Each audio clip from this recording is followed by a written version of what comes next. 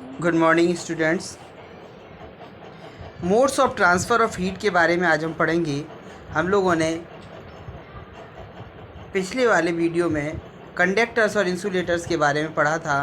Conductors वो materials होते हैं जो हीट को और इलेक्ट्रिसिटी को अपने अंदर होकर के आगे ट्रांसफ़र होने देते हैं, जबकि इंसुलेटर्स वो मटेरियल्स होते हैं जो अपने अंदर से हीट और इलेक्ट्रिसिटी को आगे ट्रांसफ़र होने से रोकती हैं। There are the various examples of conductors, और वो कंडक्टर्स हमारे कौन कौन से होते हैं। मेटल्स हैं तरह तरह की, ये मैंने आपको बताया था, फिर भी आज मैं बताऊंगा आपको। बहुत सारी मेटल्स जैसे सिल्वर है, कॉपर है, गोल्ड है, एल्यूमिनियम है, ब्रॉन्ज है, ब्रास है, टिन है, ये सारे गुड कंडक्टर ऑफ हीट होती हैं। इसी तरीके से इंसुलेटर मटेरियल होते हैं जैसे ग्लास है, प्लास्टिक है, सिरेमिक है, रबड़ है, फैब्रिक है, वूल है, कॉर्क है, पेपर है। ये सब जो है हमारे कैसे इंसुलेटर मटेरियल्स हैं जो हीट और इलेक्ट्रिसिटी को आगे बढ़ने से रोकती हैं। तो पहला मोड ऑफ ट्रांसफ़र हमने आपको बताया हीट का, कंडक्शन। कंडक्शन वो प्रोसेस होती है जिस प्रोसेस में कोई भी मॉलिक्यूल अपने स्पेस को बिना छोड़े हुए और अपने आगे वाले मॉलिक्यूल को एनर्जी देता जाता है, और वहीं से एक जगह पर रुके हुए वो हीट आगे बढ़ती रहती है। इस mode of transfer of heat को क्या बोलते हैं? इसको बोलते हैं कंडक्शन। ये केवल सॉलिड्स में होती है। क्यों? सॉलिड में मॉलिक्यूल्स बहुत पास पास अरेंज होते हैं, बहुत थिकली अरेंज्ड होते हैं, वे अपने स्पेस को छोड़ करके नहीं जा सकते हैं, इसीलिए वो अपने ही मॉलिक्यूल्स एक से दूसरे को हिट करके जो है वो आगे की तरफ हीट को पहुंचाते रहते हैं। इसको बोलते हैं कंडक्शन ऑफ हीट। ठीक है, कंडक्शन ऑफ हीट हमेशा सॉलिड्स में होती है। ध्यान रखिए, the process of transfer of heat is called conduction, जो without any actual movement of particles होती हैं। Without actual movement of particles जो होती है वो क्या कहलाती है? Conduction. It is held only in solids में होती है ये। दूसरा हमारा जो मोड ऑफ ट्रांसमिशन होता है हीट का, वो है हमारा कन्वेक्शन।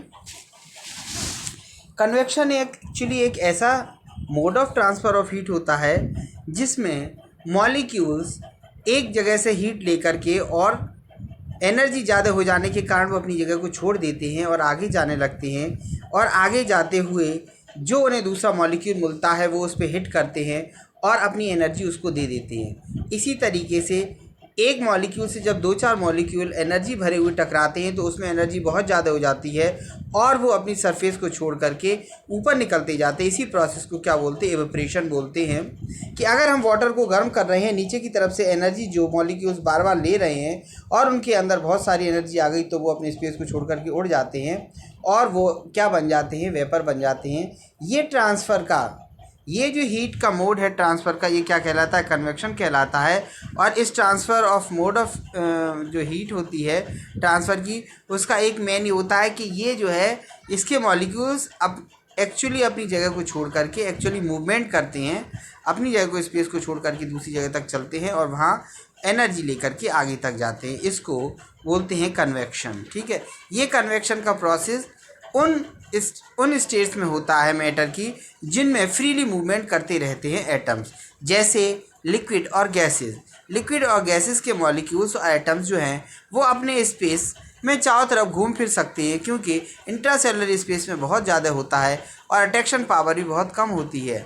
लेकिन सॉलिड्स में ऐसा नहीं हो पाता है, इसीलिए उसमें कंडक्शन होता है और ये अपने मूवमेंट कर सकते हैं, इसीलिए इनमें कन्वेक्शन का प्रोसेस के थ्रू हीट आगे बढ़ती है। ठीक है, तो ये हमेशा ध्यान रखना है कि कन्वेक्शन हमेशा कैसे होता है, किस मोड से होता है? कन्वेक्शन हमेशा तब होता है जब एक्चुअली मूवमेंट करते हैं, और एक्चुअली मूवमेंट हमेशा गैस और लिक्विड में कर सकती है, सॉलिड में ऐसा नहीं हो सकता है। इसीलिए कन्वेक्शन का प्रोसेस लिक्विड और गैसेस में होता है। ठीक है, ये हमेशा ध्यान रखेंगे। अब इसके क्या क्या यूजेस जो हम अपने एप्लीकेशंस जो रोज़ देखते हैं, लैंड ब्रिज और सी ब्रिज इसका एक बहुत अच्छा एग्जाम्पल है। इसके दो मेन जो है वो एम्स है। सबसे पहला तो ये है कि जो हमारी लैंड फॉर्म होती है, ज़मीन होती है, वो बहुत जल्दी गर्म होती है सूर्य की गर्मी से और बहुत जल्दी ठंडी हो जाती है। पानी धीरे धीरे गर्म होता है और धीरे धीरे धीरे ठंडा होता है। यानी वाटर बॉडीज धीरे धीरे कूल डाउन होती है और धीरे धीरे गर्म हो पाती हैं, जबकि लैंड स्पेस बहुत जल्दी से गर्म होता है और बहुत जल्दी से ठंडा होता है। दूसरा इसमें होता है कि गर्म हवा हमेशा ऊपर की तरफ चलती है। जैसे हम अपने घर में अगर कपूर जलाएं, अगर अगरबत्ती या धूप जलाते हैं तो उसका धुआं हमेशा ऊपर की तरफ जाता है। क्यों? कि वो गर्म होता है। गर्म हवा हल्की होती है, इसीलिए वो एटमॉस्फेयर में ऊपर की तरफ जाती है। तो एप्लीकेशंस में सबसे पहले कन्वेक्शन में हम बात करते हैं सी ब्रीज की। सी ब्रीज में ड्यूरिंग द डे टाइम, आप देख रहे हैं यहाँ सूरज चमक रहा है, ड्यूरिंग द डे टाइम के सी धीरे धीरे करके लैंड तो बहुत जल्दी गर्म हो जाती है, लेकिन समुद्र का पानी बहुत धीरे धीरे गर्म होता है। तो जो हवा ज़मीन को छूती है वो ज़मीन को छू करके गर्म हो जाती है और हल्की हो करके ऊपर की तरफ उठ जाती है, और उसकी जगह पर स्पेस लेने के लिए यहाँ से मॉलिक्यूल्स आते हैं, यहाँ से एयर आती है समुद्र के किनारे से, और वो भी गर्म होकर के, यानी इस तरीके से प्रोसेस चलता है। तो हवा चलती है समुद्र से ज़मीन की ओर चलती है, और इसको बोलते हैं सी ब्रीज, यानी सी की ओर से लैंड की तरफ चल रही, तो सी ब्रीज हो गई। इसका अपोजिट जब रात आती है तो रात के समय ज़मीन बहुत जल्दी से ठंडी हो जाती है, जबकि समुद्र का पानी गर्म होता है। समुद्र के पानी को छूने वाली हवा गर्म हो जाती है और वो ऊपर की तरफ चली जाती है, जिसका स्थान लेने के लिए यहाँ से ज़मीन की तरफ से हवाएं चलती हैं, ठंडी हवाएं, और वो उसको गर्म करके फिर, यानी इस तरीके से प्रोसेस चलता रहता है। तो ये हवाएं जो हैं या ये एयर जो है, ये क्या कहलाती हैं? ये हमारी कहलाती हैं लैंड ब्रीज, क्योंकि ये ज़मीन की तरफ से चल रही हैं। वेंटिलेशन ऑफ हाउसेज, जो वेंटिलेटर्स होते हैं घरों में बनाई जाती है, आपने देखा होगा मकान के ऊपर छत के पास खिड़कियां बनाई जाती हैं, उनको वेंटिलेटर्स बोलते हैं। क्योंकि जब हम सांस लेते हैं, हमारी बॉडी को जो हवा टच करती है वो गर्म हो जाती है और गर्म होकर ऊपर उड़ जाती है और ऊपर जा कर के फैल जाती है। अगर ऊपर वेंटिलेटर बनाए जाएँ तो वो वेंटिलेटर से बाहर निकलती जाएगी और दरवाज़ों से नई हवा, ठंडी हवा आती जाएगी, जिससे रूम का टेम्परेचर बहुत ठंडा रहेगा और ऑक्सीजन का लेवल बहुत अच्छा रहता है। इसीलिए हमें अपने घरों में वेंटिलेटर लगवाते हैं, जो हमारा कन्वेक्शन के थ्रू जो है हमें वेंटिलेटिंग कर करके हमारा मकान को गर्मियों में ठंडा रखते हैं। ट्रेड विंड्स और ओशियन करंट। ट्रेड विंड्स के बारे में मैंने आपको बताया कि हमारी पृथ्वी गोल है, जो इक्वेटर है वो सबसे आगे रहता है। सूर्य की किरणें सबसे पहले इक्वेटर पर पड़ती हैं और वो हिस्सा सबसे ज़्यादा हॉट रहता है।